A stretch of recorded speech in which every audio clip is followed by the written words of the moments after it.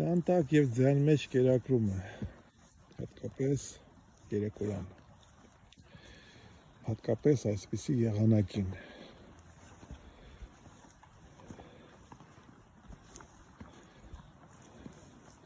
Ամենահետաքրքիր և օգտակարներից մեկն է։ Այս ժամին են կենդանիները երևում այնպես, ինչպես իրենք երևում են։ Իրենց առողջության, իրենց կազմվածքի, բնավորության և այլ հատկանիշներով։ Մեր դեպքում նաև կարևորը մսային հատկանիշներն են և հատկապես երբ որ կենդանիներին նայեք հետևից են երևում կենդանիների մսային հատկանիշները, ընդհանրապես առողջական հատկանիշները կենդանիների երևում են հետևից։ Ես մի ֆրանսիացի ընկեր ունեմ, շատ հետաքրքիր բան պատմեց, որ առաջատար ֆերմա ունեն Ֆրանսիայում, գալիս են նայում են տարբեր մարդիկ և այլ։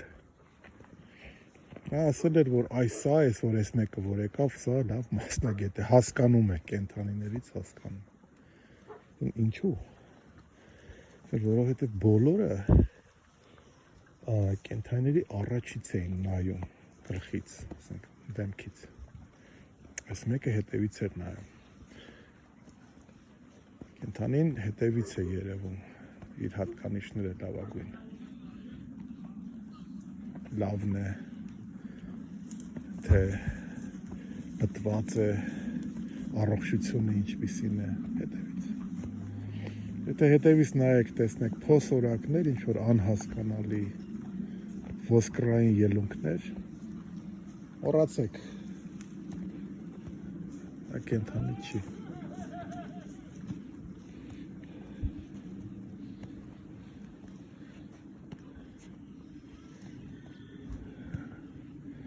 Իսկ ձմեռային շրջանում տեսնել կենդանիներ, որոնք